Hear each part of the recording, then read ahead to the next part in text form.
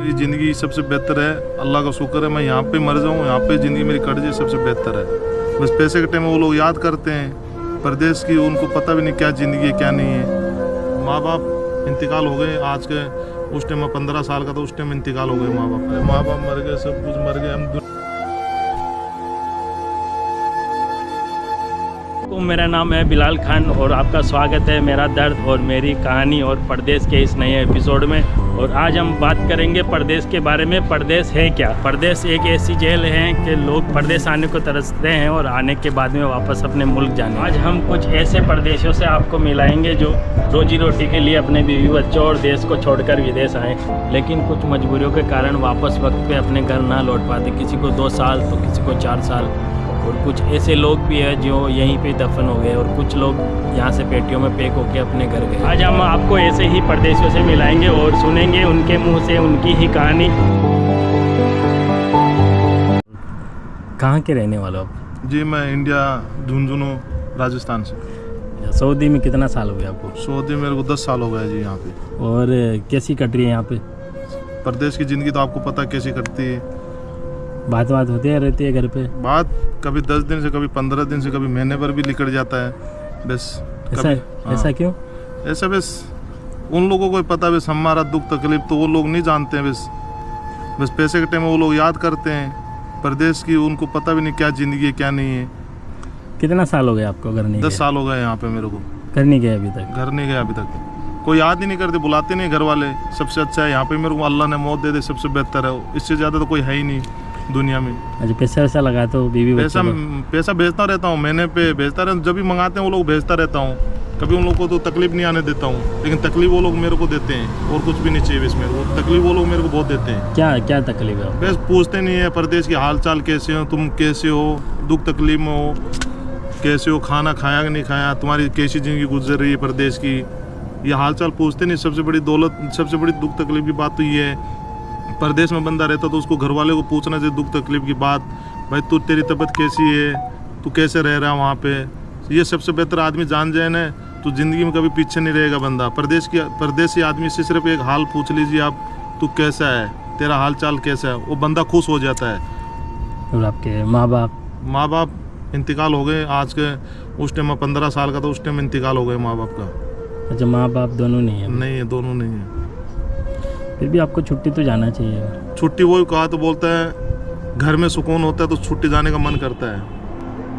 बीबी याद करती है, दिल से मोहब्बत करती है, प्यार करती है, तो दिल करता जाने का। प्रदेश से गांव जाने के लिए बहुत याद आती है, गांव गलियों की भी बहुत याद आती है, लेकिन क्या करे, बस मजबूर है। बस कुछ दिल टूटे हुए ऐसे हैं, किसी को बता भी नहीं सकता। खुदा जानता हमारे दिल में क्या बीत रही है।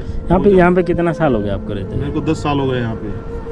जब से छुट्टी नहीं गए? अभी गया था 4 साल हो गया मेरे को, अभी तक नहीं गया। अच्छा, वापस आए हुए 4 साल हो गए? अभी 4 साल हो गया मेरे को। अब बच्चों का तो याद आता है होगा? हाँ, सबका याद आता है। बीबी का किसका नहीं आता है? बीबी बच्चे सबका, फैमिली वाली सबकी याद आती है। लेकिन वो बोलते हैं जब मोहब्बत दिल से नहीं होती है तो पैसों से होती है, तो मोहब्बत उस इंसान का उस घर में क्या काम है। उन लोगों को घर भी मैंने बना दिए थे 20-25 लाख का, तो घर से भी मेरा झगड़ा हो गया था, पंगा हो गया था, ऐसे कुछ बातें घर की हो गई थी।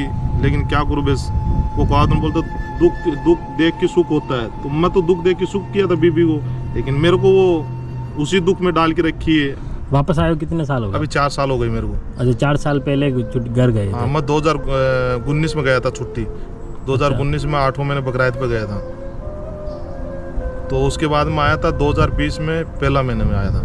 हाँ, 4 साल, अभी 4 साल अभी चालू होने वाली है। अभी 4 साल आपको पता, प्रदेश में 4-4, 3-3 साल तो कौन निकालता आपको पता है। जो मजबूर है, घर से हालात में ख़राब है, जो दुख तकलीफ है, जो गरीबी से है, वही बंदा यहाँ पे निकाल सकता है।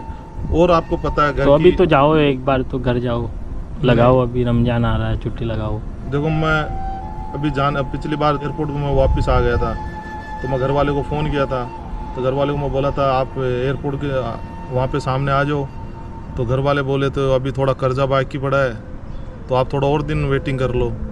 तो इससे बड़ी तो मेरी कोई ज़िंदगी नहीं है, और कितना दिन मैं कमाऊँ, कितना दिन क्या करूँ, ये बताओ मेरे को। अभी क्या करूँ, मैंने टिकट भी 3000 का था, वो भी कैंसिल किया था।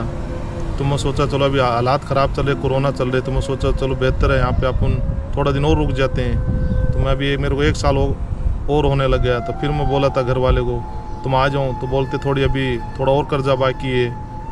तो मैं सोचा चलो और सब्र कर लेते हैं।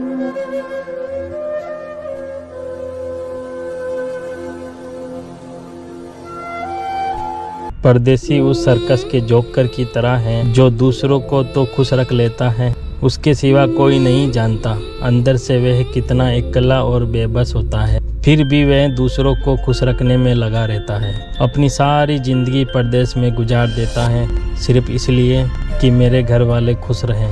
एक दिन में 10 घंटा काम करने के बाद 2 घंटा ओवर टाइम लगाता है ताकि कुछ एक्स्ट्रा पैसा बचा सके। परदेसी पैसा तो बहुत कमाता है पर सुकून नहीं।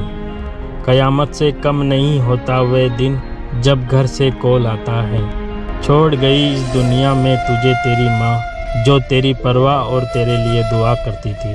अब कौन कहेगा लौट आओ बेटा अपने घर, कौन करेगा तेरी सलामती की दुआ, कौन कहेगा मुझे कुछ नहीं चाहिए बस अब लौट आ, बस अब लौट आ।